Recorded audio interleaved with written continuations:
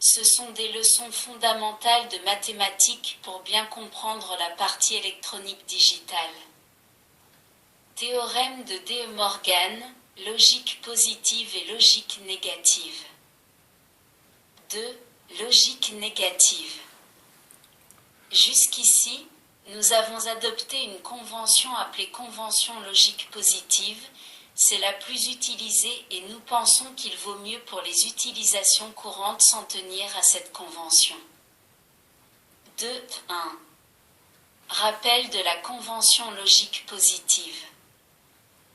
On fait correspondre à un contact fermé, état physique, l'état logique 1 et à un contact ouvert, état physique, l'état logique 0, figure 33. 2.2. Logique négative. Uniquement par convention, on a décidé de faire correspondre à l'état physique contact ouvert le niveau logique 1 et à un contact fermé le niveau logique 0, figure 34, c'est-à-dire le contraire de la convention habituelle. Analysons quelles sont les conséquences de ce changement de convention. Principe de dualité. Considérons la table de fonctionnement d'une porte E, telle qu'elle est donnée par le constructeur, figure 35, dans le cas d'une porte E électronique. Écrivons maintenant la table de vérité de ce montage, en adoptant la convention logique positive L égale 0, H égale 1, nous obtenons la table de vérité de la figure 36. Cette table de vérité est la table de vérité bien connue telle que nous l'avons vue dans la théorie 2. Écrivons à nouveau la table de vérité du montage mais cette fois-ci, en utilisant la convention logique négative, figure 37. Remettons maintenant cette table de vérité en ordre de telle sorte que les variables d'entrée croissent suivant un ordre binaire, figure 38. Nous obtenons la table de vérité d'un nous inclusif. On peut donc affirmer que un opérateur E, en logique positive se comporte comme un opérateur ou en logique négative. Si l'on établit les tables de vérité de tous les circuits logiques dans l'un et l'autre type de logique, on peut écrire le tableau suivant, figure 39. Ces correspondances étaient très utilisées pour économiser des boîtiers dans les circuits numériques, mais la baisse des prix des circuits a fait pratiquement abandonner ce système qui est source d'erreurs.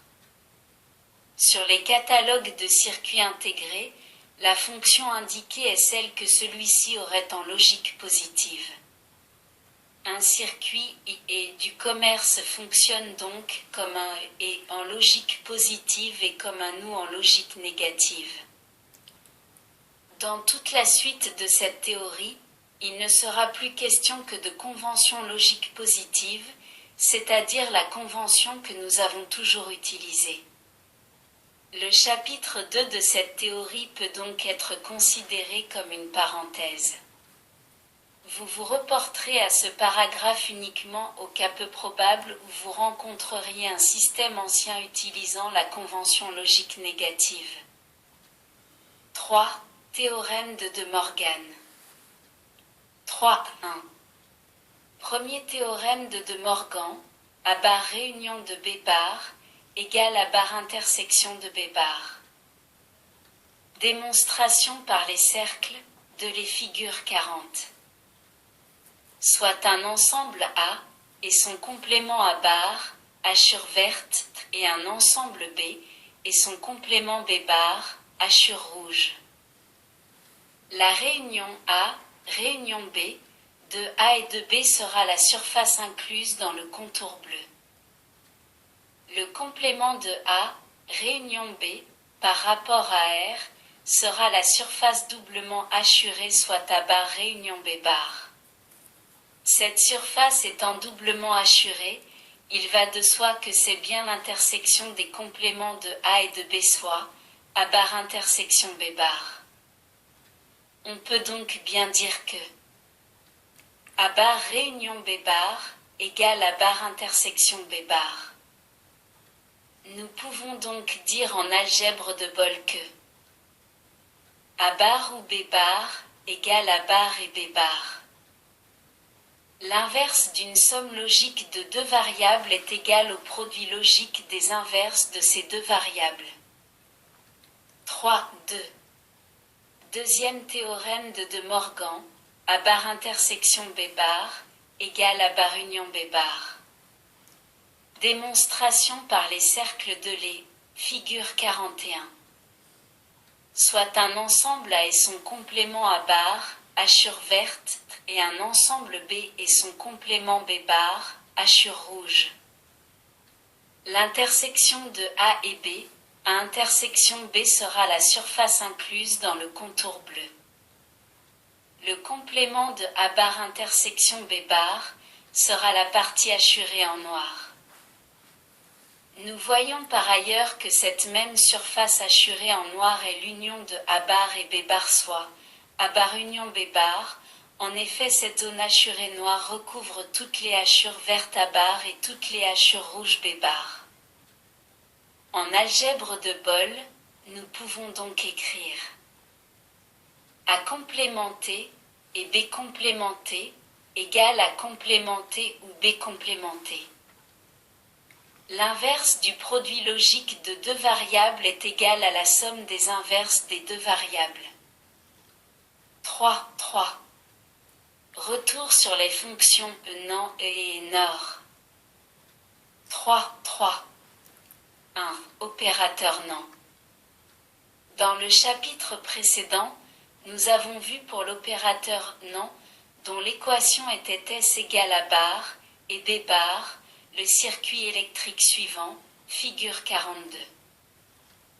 Nous pouvons maintenant, grâce au théorème de De Morgan, simplifier ce circuit.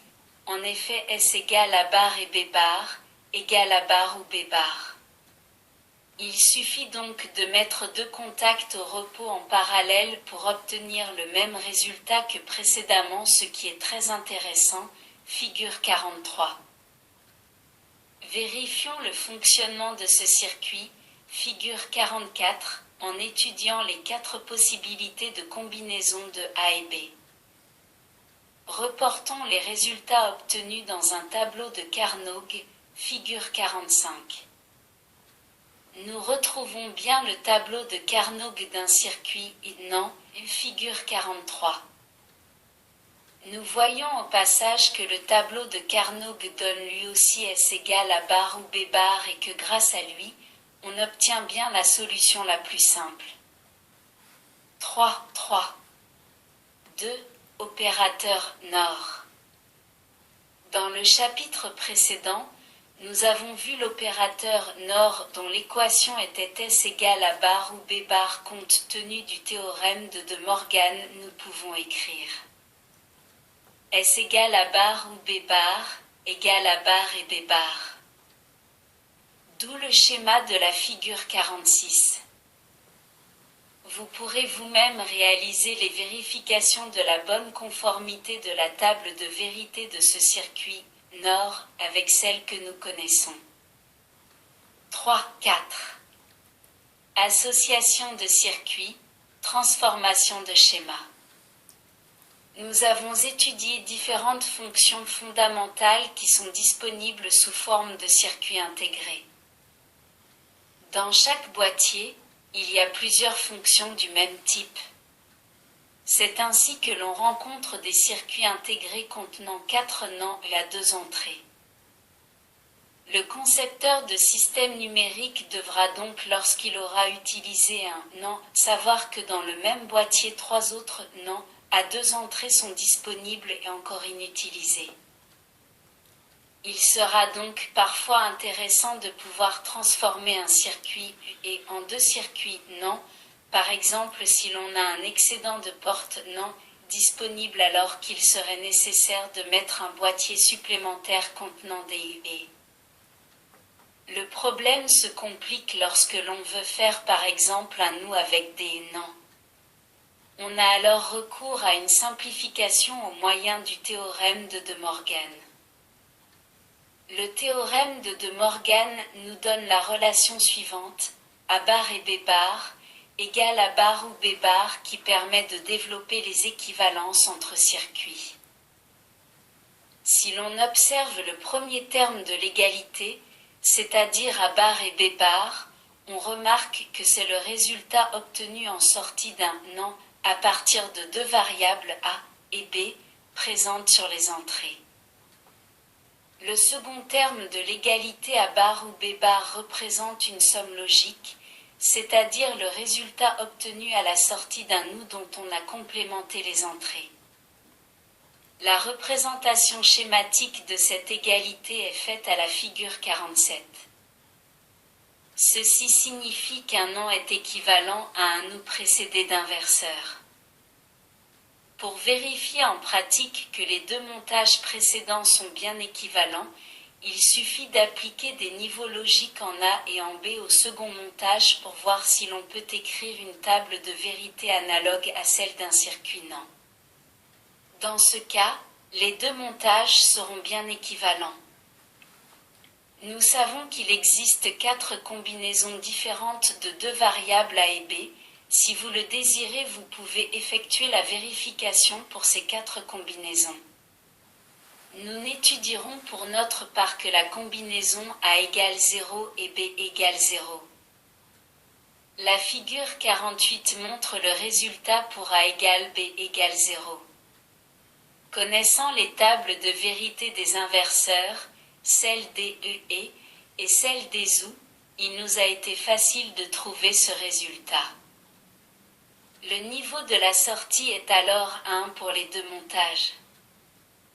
En procédant de la même manière, nous pouvons vérifier que l'équivalence est valable lorsqu'A égale 0 et B égale 0, A égale 1 et B égale 0 et enfin lorsqu'A égale B égale 1. Nous retrouvons ainsi la table de vérité d'un NAND. Le circuit où A entrée complémentée peut se représenter comme indiqué figure 49. Exemple. Appliquons ce principe au schéma de la figure 50. Pour voir comment il fonctionne, on le transforme en un circuit équivalent en appliquant le théorème de De Morgan au circuit N-AND de sortie. Nous obtenons la figure 51. Nous voyons maintenant que chaque circuit N-AND est suivi d'un inverseur, ce qui revient à remplacer le N-AND et l'inverseur par un V. En effet, on peut dire que I double bar égale Y, deux inversions successives s'annulent. On obtient ainsi le circuit logique de la figure 52. Le circuit n'est autre que celui d'un OU exclusif déjà présenté figure 25. Le théorème de De Morgan nous a permis de trouver un circuit équivalent. Nous verrons par la suite comment tirer profit de celui-ci dans d'autres exemples. Dès à présent, nous pouvons voir que tout circuit logique peut être réalisé avec uniquement des circuits d'un même type, des N-AND par exemple. Le concepteur de circuit a toujours la possibilité de choisir à sa convenance le type de boîtier qu'il souhaite utiliser. Jusqu'à présent, nous avons appliqué le théorème de De Morgan au circuit N-AND, mais il peut être appliqué d'une façon générale à toute équation logique et en particulier à la fonction NOR. Dans ce dernier cas, la relation est A bar, où B bar égale A bar, et B bar. Nous pouvons matérialiser cette égalité par le schéma de la figure 53. Si vous le désirez, vous pouvez facilement, en reprenant le même principe que pour la démonstration de l'équivalence schématisée figure 47, cas du N-AND, établir la table de vérité de chacun des montages figure 53 pour démontrer l'équivalence de ceux-ci. Fin de cette leçon et nous allons apprendre la méthode de Kinmac-Kluskay. Merci de votre écoute. À bientôt.